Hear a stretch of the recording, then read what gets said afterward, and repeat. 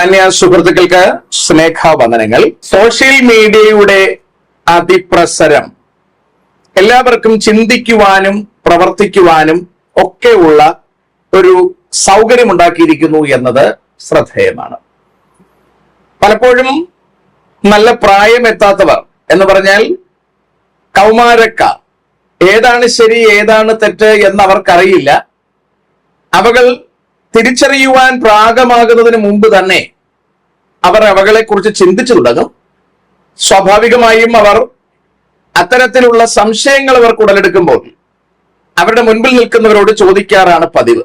എല്ലാ കാര്യത്തെക്കുറിച്ചും ഞാൻ എങ്ങനെ ഉണ്ടായി എന്നത് മുതൽ സമൂഹത്തിൽ അവർക്ക് മനസ്സിലാകേണ്ടതായ എല്ലാ ചോദ്യങ്ങൾക്കും അവർ ഉത്തരം തിരയുന്നത് എപ്പോഴും അവരുടെ മുമ്പിൽ നിൽക്കുന്ന മാതാപിതാക്കളോടായിരിക്കും, പിന്നീട് അധ്യാപകരോടായിരിക്കും, അടുത്തു വരുന്നത് അവരുടെ തന്നെ കൂട്ടുകാരോടായിരിക്കും. ഇതിൽ കൃത്യവും വ്യക്തവും വിശ്വാസ്യവുമായ മറുപടി എവിടെ നിന്നാണ് കിട്ടുക എന്നൊന്നും അറിയില്ല. എങ്കിലും അവർക്ക് ലഭ്യമാകുന്ന മറുപടികളിൽ അവർ വിശ്വസിച്ചിട്ട് മുമ്പിലേക്ക് പോവുകയാണ് ചെയ്യുന്നത്. പലപ്പോഴും ചിലർ പറയുന്ന മറുപടികളിൽ അവർക്ക് തൃപ്തരുമല്ല. കാരണം അതവർക്ക് പറഞ്ഞ് മനസ്സിലാക്കാൻ ചിലപ്പോൾ കഴിയില്ലാത്തത് കൊണ്ടായിരിക്കാം. അതുകൊണ്ട് തന്നെ ഒരുപാട് പേർ അവർ വിശ്വസിക്കുന്ന മതങ്ങൾ വിട്ടുപോകുന്നുണ്ട്, രാഷ്ട്രീയ പാർട്ടികൾ വിട്ടുപോകുന്നുണ്ട്, ജോലികൾ വിട്ടുപോകുന്നുണ്ട്. ഇങ്ങനെയൊക്കെ സംഭവിക്കുന്നുണ്ട്. ശരിയാണെന്ന് തൽക്കാലം തോന്നുന്നവയിലേക്ക് അവർ മൂവ് ചെയ്യുകയാണ്. പിൽക്കാലത്ത് അത് തെറ്റാണ് തോന്നിയാൽ മറ്റൊരിടത്തേക്ക് പോകും. നേരത്തെ നിന്നത് ശരിയായിരുന്നു എന്ന് മനസ്സിലാക്കിയാൽ മടങ്ങിപ്പോകും. ഇങ്ങനെയൊക്കെയുണ്ട്. ഇതെല്ലാം ദൈവം തന്നെ നമുക്ക് തന്നിരിക്കുന്ന ഒരു ക്വാളിറ്റിയാണ്. ചിന്തിക്കുവാനും തിരഞ്ഞെടുക്കുവാനുമുള്ള കഴിവും സ്വാതന്ത്ര്യവും. ചിലർക്ക് കഴിവുണ്ട്, സ്വാതന്ത്ര്യമില്ല എന്ന് പറഞ്ഞാൽ അവരുടെ മേൽ മറ്റാരെങ്കിലും വല്ലാതെ പ്രഷർ ചെയ്തിരിക്കും. അതുകൊണ്ട് അവർക്ക് സ്വാതന്ത്ര്യമില്ല അവരുടെ തോന്നിയാസത്തിന് തീരുമാനമെടുക്കാൻ. ചിലരെ സംബന്ധിച്ചിടത്തോളം അവർക്ക് അതിനുള്ള സ്വാതന്ത്ര്യമുണ്ട്. ഇന്ന് രാവിലെ എനിക്കൊരു വീഡിയോ കേൾക്കാൻ അവസരം വന്നു. ഒരു പെൺകുട്ടി ഹിന്ദുമതം ഉപേക്ഷിച്ചിട്ട് നിരീശ്വരവാദത്തിലേക്ക് പോയിരിക്കുകയാണ്. അവരെ ഒരാൾ ഇന്റർവ്യൂ ചെയ്യുകയാണ്. അതിനവർ പറയുന്ന മറുപടികൾ ഞാൻ കേട്ടപ്പോൾ എനിക്ക് മനസ്സിലായത് അവരുടെ അമ്മച്ചിയാണ് അവരെ വളർത്തിയത്. അമ്മച്ചിയോട് അവർക്ക് തോന്നിയ സംശയങ്ങളെ കുറിച്ച് ചോദിക്കുമ്പോൾ അതിന് വ്യക്തമായ മറുപടി പറയുവാൻ അമ്മച്ചിക്ക് കഴിയാതെ വന്നു.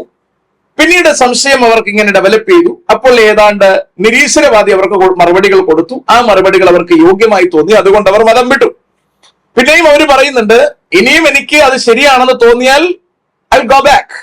അപ്പോ ശരിക്കും ഇപ്പോ മനസ്സിലാക്കിയിരിക്കുന്നതിൽ അവർ സ്റ്റിക്ക് ഓൺ ചെയ്യാണ്. ഇതെല്ലാവരും അങ്ങനെ തന്നെയാണ്. അതുപോലെ TPM എന്ന ഒരു പെന്തക്കോസ്റ്റ് സംഘടനയിൽ നിന്ന് നിരീശ്വരവാദം സ്വീകരിച്ചിട്ട് ഞാൻ എന്തുകൊണ്ട് നിരീശ്വരവാദിയായി എന്നതിന്റെ അഭിപ്രായങ്ങൾ പറയുന്ന ഒരു സുഹൃത്ത് ഈ ദിവസങ്ങളിൽ ചില ഷോർട്ട് വീഡിയോസ് അദ്ദേഹം അപ്ലോഡ് ചെയ്യുന്നുണ്ട്. അപ്പോൾ ഇതെന്റെ ശ്രദ്ധയിൽപ്പെട്ടു. അദ്ദേഹം ചോദിക്കുന്ന ചോദ്യങ്ങൾ വളരെ റീസണബിൾ ആയിട്ടുള്ള ചോദ്യങ്ങളാണ്. ആ ചോദ്യങ്ങൾക്ക് മറുപടി പറയുവാൻ ആർക്കും അവിടെ കഴിയാത്തത് കൊണ്ടാണോ അതോ ആ ചോദ്യങ്ങൾക്ക് അദ്ദേഹം അവിടെ മറുപടി ആരായാത്തത് കൊണ്ടാണോ ഒന്നൊന്നും എനിക്കറിയില്ല. ഏതായാലും അദ്ദേഹം വെക്കുന്ന ആശങ്കകൾ വളരെ റീസണബിൾ ആണ് അയാളുടെ സ്റ്റാൻഡിൽ നിന്ന് ചിന്തിക്കുന്ന ഒരാളെ സംബന്ധിച്ചിടത്തോളം. അതിൽ ഒരെണ്ണം എന്റെ കേൾവിക്കാരുമായി ചർച്ച ചെയ്യുവാൻ താല്പര്യപ്പെടുകയാണ്. ആദ്യം അദ്ദേഹത്തിന്റെ ആ വീഡിയോ ഒന്ന് കേൾക്കാം. ദൈവം എന്താണെന്ന് ചോദിക്കുമ്പോൾ വിശ്വാസികൾ പൊതുവെ പറയാറുള്ള ഒരു 3 വാക്കുകളുണ്ട്. ഒന്നി പ്രസന്റ്, ഒന്നി സൈന്റ്, ഒന്നിപ്പൊട്ടന്റ് എന്ന് പറയുമ്പോഴത്തേന് സർവ്വവ്യാപി, സർവശക്തൻ, സർവജ്ഞാനി. ഈ പ്രപഞ്ചം സൃഷ്ടിച്ചത് പുള്ളിയാണ്. പുള്ളി തന്നെ ബൈബിളിൽ പലയിടത്തും പറയുന്നുണ്ട് പുള്ളി സർവജ്ഞാനിയാണ്. ആദ്യം മുതൽ അവസാനം വരെ വന്നതും വരാനിരിക്കുന്നതും കഴിഞ്ഞതുമായിട്ടുള്ള എല്ലാ കാര്യങ്ങളെക്കുറിച്ചും പുള്ളിക്ക് തീർച്ചയായും ഉറപ്പുണ്ട്. പുള്ളി വിചാരിച്ച രീതിയിലെ കാര്യങ്ങൾ മൂവ് ചെയ്യത്തുള്ളൂ. അങ്ങനെയാണെന്നിരിക്കെ പുള്ളി മനുഷ്യരെ ലോകത്തിലേക്ക് വിട്ട് നരകവും സ്വർഗവും ഒക്കെ സൃഷ്ടിച്ചിരിക്കുന്നത് മനുഷ്യർ എങ്ങനെ ജീവിക്കുന്നു അതിനനുസരിച്ച് അവർക്ക് ശിക്ഷ കൊടുക്കാൻ, അല്ലെങ്കിൽ അവരെ സ്വർഗത്തിൽ വിടാൻ. അപ്പൊ ഈ ബൈബിളിൽ പറയുന്നത് തന്നെ സർവജ്ഞാനിയായ ആദ്യം മുതൽ അവസാനം വരെ അറിഞ്ഞിരിക്കുന്ന ദൈവം കൃത്യമായിട്ടും പുള്ളിക്ക് അറിയാം ഈ ഒരു മനുഷ്യൻ, അല്ലെങ്കിൽ ഉദാഹരണത്തിന് ഈ അരുണെന്ന ഞാൻ സൃഷ്ടിക്കുന്നതിന് മുമ്പ് പുള്ളിക്ക് അറിയാം ഈ ഒരു മൊമെന്റിൽ ഞാൻ ഇങ്ങനൊരു കാര്യത്തെ കുറിച്ചായിരിക്കും സംസാരിക്കാൻ പോകുന്നത്. ഞാൻ ജനിച്ചു വളർന്ന് ഏകദേശം ഒരു 10-20 വയസ്സ് വരെ ഒരു വിശ്വാസിയായിരിക്കും. അതിനുശേഷം ഇങ്ങനെയുള്ള കാര്യങ്ങൾ പുള്ളി അറിയും. അതിനുശേഷം ഞാനൊരു നിരീശ്വരവാദിയായി മാറാൻ സാധ്യതയുണ്ട്. പിന്നീട് ഞാൻ ഇങ്ങനെ ജീവിക്കും, ഇങ്ങനെയുള്ള കാര്യങ്ങൾ ആളുകളിലേക്ക് പറയും. ആ രീതിയിലായിരിക്കും ജീവിക്കുന്നത്. അതിനുശേഷം ഇന്നൊരു ദിവസം ഇന്ന ഡേറ്റിൽ ഈ ഒരു സെക്കൻഡിൽ ഞാൻ മരണപ്പെടും. ഇതെല്ലാം മുൻകൂട്ടി എഴുതി വെച്ച്, അല്ലെങ്കിൽ നമ്മുടെ ഇപ്പോഴത്തെ ഒരു ഭാഷ പറയുമ്പോൾ പ്രോഗ്രാം ചെയ്ത് പുള്ളി വിട്ടിട്ടുണ്ട്. അപ്പൊ നമ്മളൊരു സിമുലേറ്റഡ് ലൈഫ് മാത്രമാണ് ഇവിടെ ജീവിക്കുന്നത്. അപ്പൊ ഈ ദൈവം സർവജ്ഞാനിയാണെന്നുള്ള കാര്യം എനിക്ക് മനസ്സിലായപ്പോഴത്തേന് എനിക്ക് ഒരിക്കലും ഉൾക്കൊള്ളാൻ കഴിയാത്തൊരു കാര്യം, എങ്ങനെ ഞാൻ ഈ ലോകത്ത് ജീവിക്കുന്നത് അല്ലെങ്കിൽ ഞാൻ ചെയ്യുന്ന പല പാപങ്ങൾ എന്നതിൽ എഴുതി, ഞാൻ പാപിയാണെന്ന് ഒരിക്കലും വിശ്വസിക്കുന്നില്ല. ഇവർ എഴുതി വെച്ചിരിക്കുന്ന പാപങ്ങൾ പോലെയുള്ള കാര്യങ്ങൾ ഞാൻ ചെയ്യുന്നത് എങ്ങനെ എന്റെ തെറ്റായി മാറും? കാരണം സർവജ്ഞാനിയായ ദൈവം എന്നെ പ്രോഗ്രാം ചെയ്ത് വിട്ടിരിക്കുന്നത് ഇങ്ങനെയാണ്. ഇപ്പൊ നമുക്കൊരു സിനിമ തന്നെ ഉദാഹരണമായിട്ട് എടുക്കാം. എന്റെ കഥയാണ് നടക്കുന്നത്, പുള്ളി റൈറ്റർ കുത്തിയിരുന്ന് എഴുതുന്നു, ഇന്നടത്ത് ജനിക്കുന്നു, എന്റെ കഥകൾ ഇങ്ങനെയായിരിക്കും, അവസാനം ഇന്ന സമയത്ത് സിനിമ തീരുന്നതോടുകൂടി ഞാൻ മരിക്കുകയാണ്. അതുവരെയുള്ള എല്ലാം പുള്ളി എഴുതി ചിട്ടപ്പെടുത്തി കഴിഞ്ഞു. പുള്ളി അത് ഡയറക്ട് ചെയ്യുന്നത് ഞാൻ ഈ ലോകത്തിലേക്ക് വിടുമ്പോഴാണ്. പുള്ളി എഴുതിയതെല്ലാം വിഷ്വലൈസ് ചെയ്യുന്നു, ലോകത്തിൽ ഇങ്ങനെ വിഷ്വലൈസ് ചെയ്ത് വിടുന്നു. അതിനുശേഷം മരിച്ചു കഴിയുമ്പോൾ എങ്ങനെ ഞാൻ ഈ ചെയ്തില്ല എന്റെ കുറ്റവും? റൈറ്റർ എഴുതിയ രീതിയിലല്ലേ, ഒരു ആക്ടറാണല്ലോ ഞാനതിലെ ആക്ടർ ആവുമ്പോൾ എങ്ങനെ ഞാൻ ഈ ചെയ്തതല്ല എന്റെ കുറ്റവും? റൈറ്റർ എഴുതിയത് ഡയറക്റ്റ് ചെയ്ത രീതിയിൽ അഭിനയിക്കാൻ മാത്രമാണ് എന്റെ ചുമതല. അപ്പം സൃഷ്ടിപ്പ് പുള്ളിയുടെ ആണെന്നിരിക്കെ പക്ഷെ ചെയ്ത ചെയ്തികൾക്കെല്ലാം ഞാൻ ഇങ്ങനെ ഉത്തരവാദിയാകും. അപ്പൊ ഈ ഒരു ചോദ്യം എന്നെ വല്ലാതെ കുഴപ്പിച്ചൊരു സാധനമാണ്. ഒന്നെങ്കിൽ ദൈവം സർവശക്തനായിരിക്കണം, സർവജ്ഞാനിയായിരിക്കണം. അങ്ങനെയാണെങ്കിൽ പുള്ളിക്കെല്ലാം അറിയാം. പുള്ളിക്കെല്ലാം അറിയത്തില്ലെങ്കിൽ പുള്ളിക്ക് ദൈവമാകാനുള്ള യോഗ്യതയില്ല. അപ്പോൾ ഇവിടെ ഇദ്ദേഹത്തിന്റെ സംശയം വളരെ ജെന്യൂനായ ഒരു സംശയമാണ്. ദൈവം സർവശക്തനാണ്, സർവജ്ഞാനിയാണ്, സർവവ്യാപിയാണ്. ഇതെല്ലാം ദൈവത്തിന്റെ ആട്രിബ്യൂട്ട്സ് ആണ്. ദൈവത്തിന്റെ ആട്രിബ്യൂട്ട്സ് ആയി വചനം പറയുന്ന, അതുപോലെ തന്നെ സഭ പഠിപ്പിക്കുന്ന ഇക്കാര്യങ്ങൾ ദൈവത്തിന്റെ യഥാർത്ഥ ക്വാളിറ്റിയാണ് എങ്കിൽ ഇദ്ദേഹത്തിന്റെ ചോദ്യത്തിന്റെ മറുപടി പറയേണ്ടത് അത്യന്താപേക്ഷിതമാണ്. അപ്പൊ അദ്ദേഹത്തിന്റെ ആകുലത ശ്രദ്ധിക്കണം. ഒന്ന്, ദൈവം ഈ 3 ക്വാളിറ്റി ഉള്ളയാളാണ് എന്ന് പറയുന്നു. അത് വിശ്വാസികൾ പറയുന്നതാണ്, ക്വാളിറ്റി ഉണ്ട്. അടുത്ത പ്രശ്നം, ഈ ദൈവം മുഴുവൻ കാര്യങ്ങളും സെറ്റ് ചെയ്തിരിക്കുകയാണ്. ഇത് പുള്ളിക്ക് എവിടെ നിന്ന് കിട്ടി എന്ന് എനിക്കറിയില്ല. ദൈവം എല്ലാം അറിയുന്നവനാണെന്ന അർത്ഥത്തിലാണോ അദ്ദേഹം അത് പറഞ്ഞത് എന്നും എനിക്കറിയില്ല. ഏതായാലും അവിടുത്തെ കാര്യം വ്യക്തമാണ്. ദൈവം എല്ലാം അറിയുന്നവനാണ്. ഒംനീഷ്യൻ എന്ന വാക്കിന്റെ അർത്ഥം അത് തന്നെയാണ്. അപ്പൊ ഞാൻ ഇന്ന് എന്തായിരിക്കും, നാളെ എന്താകും, മറ്റന്നാൾ എന്താകും, ഞാൻ എന്ന് മരിക്കും, ഇതെല്ലാം ദൈവത്തിന് കൃത്യമായ ധാരണയുണ്ട് എന്നാണ് അദ്ദേഹം പറഞ്ഞ വിവക്ഷയിൽ നിന്ന് മനസ്സിലാക്കേണ്ടത്. അങ്ങനെയാണ് എങ്കിൽ അദ്ദേഹം പറയുന്ന ഒരു സിനിമാ കഥ പോലെ എന്റെ ജീവിതം ആ നിർമ്മാതാവ് എഴുതി തയ്യാറാക്കി ആ സ്ക്രിപ്റ്റ് അനുസരിച്ചല്ലേ ജീവിക്കാൻ കഴിയൂ. അങ്ങനെയാണ് എങ്കിൽ ഞാൻ വചനം പറയുന്നതനുസരിച്ച് പാപത്തിൽ മരിച്ചാൽ എന്നെ എങ്ങനെയാണ് ദൈവത്തിന് ന്യായം വിധിക്കാൻ കഴിയുക? അതിന്റെ ഉത്തരവാദി ഞാനല്ലല്ലോ. ഈ ചോദ്യം വളരെ ജെന്യൂനാണ്, അതിനകത്ത് യാതൊരു പതിരുമില്ല. പക്ഷെ ഒരു പ്രശ്നം, അതിന്റെ കൃത്യമായ വസ്തുത മനസ്സിലാക്കിയിട്ടില്ല എന്നുള്ളതാണ്. ദൈവം സർവശക്തൻ തന്നെയാണ്, സർവജ്ഞാനി തന്നെയാണ്, സർവവ്യാപി തന്നെയാണ്. 2, ഓരോ മനുഷ്യനും ദൈവം കൊടുത്തിരിക്കുന്നത് അവനവന് ചിന്തിക്കാനും തിരഞ്ഞെടുക്കാനും പ്രവർത്തിക്കാനുമുള്ള സർവ സ്വാതന്ത്ര്യത്തോടു കൂടിയാണ്. ആരെയും ദൈവം ഒരു സിനിമയിലെ കഥാപാത്രത്തെ പോലെയോ ഒരു മെഷീനെ പോലെയോ ഒരു റോബോട്ടിനെ പോലെയോ സൃഷ്ടിച്ചിട്ട് ദൈവം റിമോട്ട് കൺട്രോളിൽ ഇരുന്ന് കളിപ്പിച്ചുകൊണ്ടിരിക്കുകയല്ല. ഓരോ മനുഷ്യനെയും സ്വതന്ത്രനായിട്ടാണ് ദൈവം സൃഷ്ടിച്ചിരിക്കുന്നത്. ഏദൻ മുതൽ യേശുവിന്റെ പരസ്യവരവ് വരെ, അല്ലെങ്കിൽ അന്ത്യന്യായ വിധി വരെ എല്ലാവർക്കും സ്വതന്ത്രമായി ചിന്തിക്കാനും പ്രവർത്തിക്കാനും ഒക്കെയുള്ള സൗകര്യം ഈ ശരീരത്തിലായിരിക്കുന്നിടത്തോളം കാലം ദൈവം നൽകിയിട്ടുണ്ട്. ആ ദൈവത്തിന്റെ ക്വാളിറ്റി തന്നെയാണ് ഞാൻ ദൈവത്തിൽ വിശ്വസിക്കുന്നതും ഈ അരുൺ എന്ന് പറയുന്ന സഹോദരന് ദൈവത്തെ വിശ്വസിക്കാതിരിക്കാനുള്ള അവസരം നൽകപ്പെട്ടിരിക്കുന്നത്. പിണറായിയെ പോലത്തെ ഒരു സ്വഭാവക്കാരനായിരുന്നു ദൈവമെങ്കിൽ രാഹുൽ ജയിലിലായതുപോലെ അരുണും ജയിലിലായി പോയേനെ. പിണറായിയുടെ പ്രവർത്തനങ്ങളെ കൃത്യമായി വിരൽ ചൂണ്ടിയത് കൊണ്ടാണ് രാഹുൽ കാരാഗൃഹത്തിൽ അടയ്ക്കപ്പെട്ടതെന്ന് നമുക്ക് എല്ലാവർക്കും അറിയാമെന്നുള്ള കാര്യമാണ്. അത് രാഹുലിന്റെ കാര്യമായാലും മറുനാടൻ മലയാളിയുടെ കാര്യമായാലും ക്രൈം നന്ദകുമാറിന്റെ കാര്യമായാലും എല്ലാം അങ്ങനെ തന്നെ. പിണറായിയുടെ ദുർഭരണത്തിനെതിരെ ആരെല്ലാം സംസാരിച്ചിട്ടുണ്ടോ അവരെല്ലാം വൺ വേ ഓർ അനദർ അവരെല്ലാവരും അകത്തായിട്ടുണ്ട്, അല്ലെങ്കിൽ പ്രതിസന്ധി അനുഭവിച്ചിട്ടുണ്ട്. അതിന് സംശയം വേണ്ട. അപ്പോൾ ഇവിടെ ദൈവം അത്തരത്തിലൊരു സ്വഭാവക്കാരനല്ല.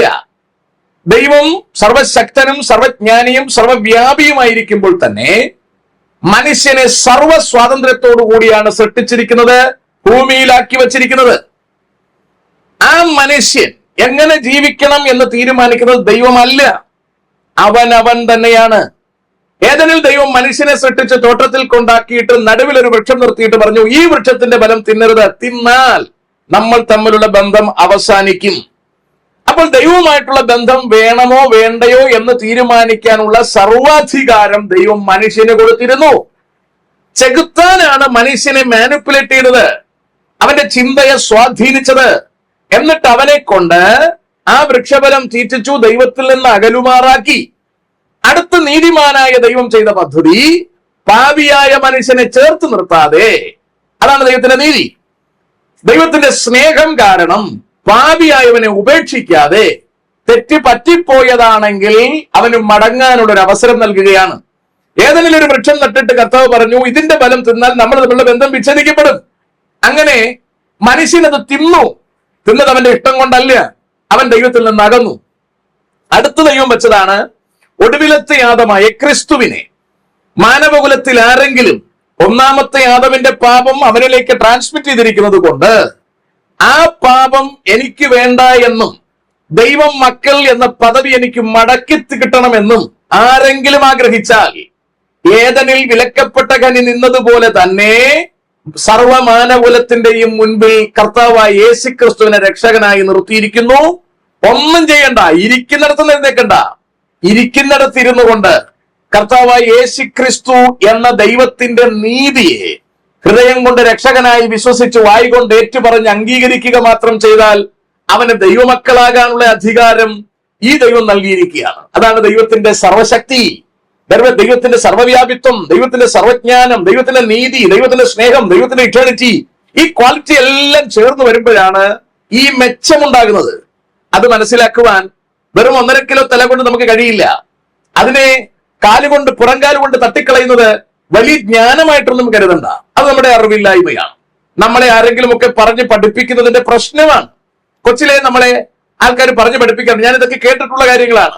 ദൈവം ശിക്ഷിക്കുന്ന ദൈവമാണ്, ആഹാരം കഴിച്ചില്ലെങ്കിൽ ദൈവം അടിക്കും, അല്ലെ? ഇങ്ങനെയൊക്കെ പറഞ്ഞ് ചുമ്മാ ദൈവത്തിന്റെ പ്രവൃത്തിയെ വികലമാക്കി കൊച്ചു കുഞ്ഞുങ്ങളുടെ മനസ്സിൽ തന്നെ വിഷവിത്തുകൾ പാകുന്നതാണ് ഈ അപകടത്തിന് കാരണം. അല്ലാതെ സാക്ഷാൽ ദൈവം ആര് എന്ന് കൃത്യമായി ബോധ്യപ്പെടുത്തി കൊടുക്കാൻ കഴിയാതെ പോകുന്നു. ദൈവം ഒരിക്കലും തിന്മ ചെയ്യുന്നവനെ എപ്പോഴും എഴുന്നേറ്റ് അടിക്കുന്നില്ല. അത്തരത്തിലൊരു ദൈവത്തിന്റെ പദ്ധതി ഇപ്പോഴില്ല. ദൈവം മനുഷ്യനെ സ്വതന്ത്രനായിട്ട് വിട്ടിരിക്കുകയാണ്. പെട്ടിയിൽ കയറുന്നത് വരെ, ഈ ശരീരത്തിൽ നിന്ന് പുറത്തിറങ്ങിക്കഴിഞ്ഞാൽ മറ്റൊരു ചാൻസ് ലഭ്യമാവില്ല. ഇനി അടുത്ത കാര്യം കൂടി പറയാം. ഏദനിൽ ആദം വിലക്കപ്പെട്ട കനി ഭക്ഷിക്കുന്നു, അവൻ ദൈവത്തിൽ നിന്ന് അകലുന്നു, തോട്ടത്തിൽ നിന്ന് പുറത്താകുന്നു.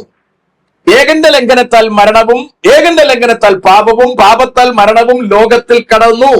അങ്ങനെ തന്നെ ഏതെങ്കിലും ഒരു മനുഷ്യന് ആ പാപം ഏറ്റുപറഞ്ഞ് മടങ്ങി ദൈവമക്കളാകണമെങ്കിൽ സകല മാനവകുലത്തിന്റെയും പാപത്തെ യേശുക്രിസ്തുവിന്റെ മേൽ പേറിക്കൊണ്ട് അല്ലെങ്കിൽ ചുമത്തിക്കൊണ്ട് ക്രിസ്തുവിനെ സകലർക്കും വേണ്ടി യാഗമാക്കി മാറ്റിയിരിക്കുന്നു.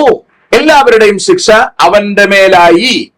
അപ്പോൾ ഇപ്പം നമുക്ക് എല്ലാവർക്കും ഒരേ സ്വാതന്ത്ര്യമുണ്ട്. അരുണിനും സ്വാതന്ത്ര്യമുണ്ട്, ജോബി എന്ന എനിക്കും സ്വാതന്ത്ര്യമുണ്ട്, കേട്ടുകൊണ്ടിരിക്കുന്ന മാലോകർക്ക് എല്ലാവർക്കും സ്വാതന്ത്ര്യമുണ്ട്.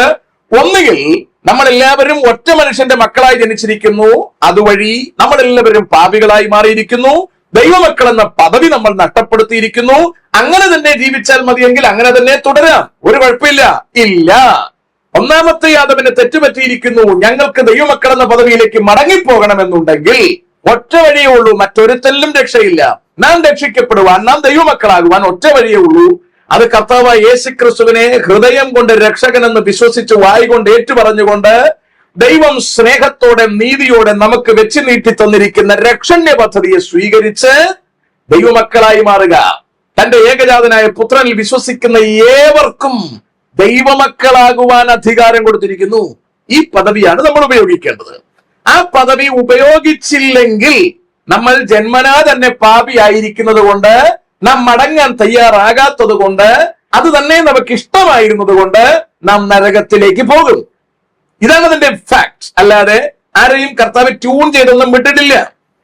ആരൊക്കെ വിശ്വസിക്കണം, ആരൊക്കെ വിശ്വസിക്കണ്ട എന്നതിനെ കുറിച്ച് കർത്താവ് ഒരു സെറ്റിൽമെന്റ് ഒന്നും നടത്തിയിട്ടില്ല. ഇതൊക്കെ മനുഷ്യരെ പറഞ്ഞ് തെറ്റിക്കുന്നതാണ്.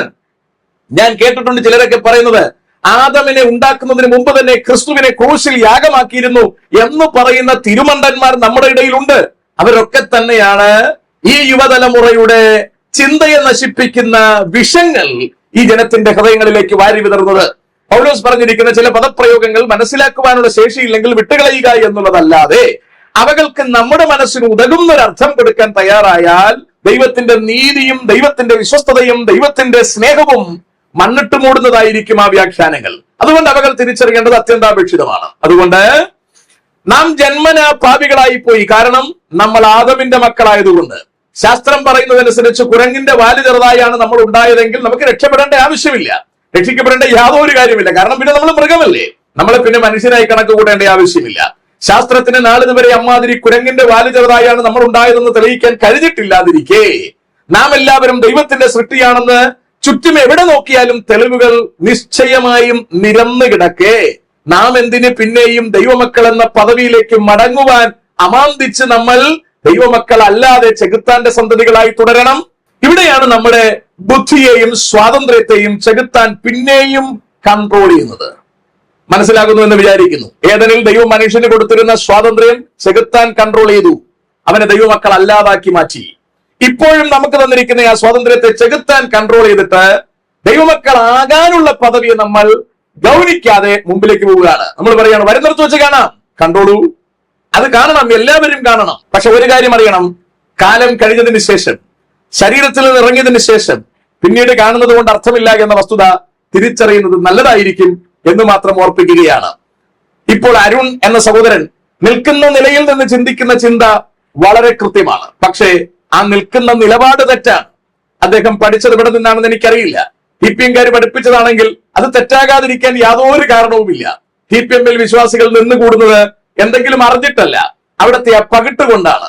അവിടുത്തെ വെള്ള വസ്ത്രവും അവിടുത്തെ സെറ്റപ്പും അവിടുത്തെ സെലിബസിയും ആ ഒരു ചുറ്റുപാടും ആഹാരവും ഒക്കെ കൊണ്ട് തന്നെയാണ് ആൾക്കാർ അവിടെ നിൽക്കുന്നത്, അല്ലാതെ തെക്കും വടക്കും പ്രത്യേകിച്ച് അറിഞ്ഞിട്ടൊന്നുമല്ല. അതുകൊണ്ട് കാര്യം കൃത്യമായിട്ട് അറിഞ്ഞ് വചനത്തിൽ പറയുന്നത് സത്യമാണോ എന്ന് കൃത്യമായി അപഗ്രഥിക്കുവാനും മനസ്സിലാക്കുവാനും തുനിയുന്നത് നല്ലതാണ്. തുനിയാതിരിക്കുന്നത് ഈ ഭൂമിയിൽ ജീവിക്കുമ്പോൾ കൊള്ളാമെന്ന് തോന്നിയാലും ഇവിടം വിട്ട് ഇറങ്ങുമ്പോൾ അത് വിനയാകുമെന്നതിന് സംശയമൊന്നും വേണ്ട. അതുകൊണ്ട് നമ്മുടെ തലമുറകളുടെ ചോദ്യത്തിന് കൃത്യമായി മറുപടി കൊടുക്കുവാൻ, വചനത്തെ കൃത്യമായി അപഗ്രഥിക്കുവാൻ നമുക്ക് കഴിയണം എന്നാണ് എനിക്ക് എന്റെ സുഹൃത്തുക്കളോടായി ഓർപ്പിക്കുവാനുള്ളത്. ഈ സഹോദരൻ പറയുന്ന സംശയങ്ങൾ കൃത്യമായ സംശയങ്ങളാണ്. പക്ഷേ ആംഗിൾ മാത്രം മാറിയാൽ മതി, വ്യക്തത മാത്രം കിട്ടിയാൽ മതി, ഒരു സംശയവുമില്ല. ദൈവമല്ല മനുഷ്യനെ സൃഷ്ടിച്ചതെങ്കിൽ, കുരങ്ങന്റെ വാല് ചെറുതായാണ് വന്നതെങ്കിൽ ഇപ്പോഴും വാലിന് എന്തെങ്കിലും വ്യത്യാസം വരുന്നുണ്ടോ? എന്തെങ്കിലും ക്രമീകരണങ്ങൾ വരുന്നുണ്ടോ? ചിന്തിക്കാനുള്ള ശേഷി ദൈവം തരാതിരുന്നു എങ്കിൽ നാം മൃഗത്തെ പോലെ ആകുമായിരുന്നു എന്ന് തിരിച്ചറിയുവാൻ കഴിഞ്ഞാൽ എത്രയോ ശ്രേഷ്ഠമായിരിക്കും, എത്രയോ നന്നായിരിക്കും. അതുകൊണ്ട് എനിക്ക് എന്റെ സ്നേഹിതരോടായി, കേൾവിക്കാരോടായി പറയുവാനുള്ളത്, ദൈവം മനുഷ്യനെ എവിടേക്ക് പോകണമെന്ന് കൃത്യമായി ഒരു കാറ്, ഇപ്പൊ ഗൂഗിൾ കാറൊക്കെ ഉണ്ടല്ലോ, അത് കറക്റ്റായിട്ട് സെറ്റ് ചെയ്ത് വിടുന്നത് പോലെ കർത്താവ് നമ്മളെ വിട്ടിരിക്കുകയല്ല. ഓരോ നിമിഷത്തിലും ചിന്തിക്കാനും തിരഞ്ഞെടുക്കുവാനുമുള്ള സ്വാതന്ത്ര്യം നമുക്കുണ്ട്. മുൻപിലോട്ട് പോകണമോ, പിറകിലോട്ട് പോകണമോ, വശങ്ങളിലേക്ക് പോകണമോ എന്നൊക്കെ തീരുമാനിക്കാൻ സർവ്വ സ്വാതന്ത്ര്യവും ദൈവം നമുക്ക് തന്നിരിക്കുന്നു. അതാണ് ദൈവത്തിന്റെ നീതിയുടെ ശ്രേഷ്ഠത. നമ്മുടെ ചിന്താസരണികളെ, നമ്മുടെ തീരുമാനിക്കാനുള്ള സ്വാതന്ത്ര്യത്തെ ഒന്നും കർത്താവ് പൂട്ടിട്ടിട്ടില്ല എന്ന വസ്തുത നിങ്ങൾ തിരിച്ചറിഞ്ഞിരിക്കണം. അതുകൊണ്ട് നമുക്ക് പൂർണ്ണമായി ചിന്തിക്കാൻ സ്വാതന്ത്ര്യമുള്ളത് കൊണ്ട് ദൈവമക്കളായി മടങ്ങണമെങ്കിൽ യേശുക്രിസ്തുവിലൂടെ ദൈവമക്കൾ എന്ന പൊസിഷനിലേക്ക് മടങ്ങാം. അല്ല, ഇത് തന്നെ മതിയെങ്കിൽ അല്പകാലം കൂടി ജീവിക്കാം. അല്പകാലം കൂടി ജീവിച്ച ശേഷം എന്നേക്കും ചെകുത്താന്റെ മക്കളായി പോയത് കൊണ്ട് എന്നേക്കും ചെകുത്താന്റെ കൂടെ നരകത്തിലേക്ക് പോകേണ്ടി വരും. അല്ല, യേശുക്രിസ്തുവിനെ രക്ഷകനായി സ്വീകരിച്ച് വചനപ്രകാരം വിശുദ്ധിയെ സൂക്ഷിച്ച് കർത്താവിന്റെ വരവിൽ എടുത്തുകൊള്ളപ്പെടുന്നു എങ്കിൽ നിത്യമായി ദൈവത്തിന്റെ കൂടെ വസിക്കാൻ പോകേണ്ടി വരും. എവിടെ പോകണമെന്ന് തീരുമാനിക്കുന്നത് ഈ ഭൂമിയിൽ 70, 80, 100 കൊല്ലം ഈ ശരീരത്തിൽ ജീവിക്കുമ്പോൾ തന്നെ ആയിരിക്കണം എന്നത് മാത്രമാണ് നിർബന്ധം. അതുകൊണ്ട് ചിന്തിക്കുക, ആലോചിക്കുക, പഠിക്കുക. ഇവിടം കൊണ്ട് ജീവിതം അവസാനിക്കുന്നില്ല, വരുവാനിരിക്കുന്നതാണ് ജീവിതം. ഇത് വെറും സാമ്പിൾ മാത്രമാണ്. തീരുമാനിക്കുക, ചിന്തിക്കുക, ഉറപ്പിക്കുക, ചതിക്കപ്പെടാതിരിക്കുക, വഞ്ചിക്കപ്പെടാതിരിക്കുക, വഴിതെറ്റാതിരിക്കുക, വശീകരിക്കപ്പെടാതിരിക്കുക. ദൈവം നമ്മ എല്ലാവരെയും അനുഗ്രഹിക്കുമാറാകട്ടെ. ദൈവ മക്കളായി ജീവിക്കുവാനുള്ള പദ്ധതി നമുക്ക് എല്ലാവർക്കും സ്വായത്തമാക്കാം. എല്ലാവർക്കും നന്ദി.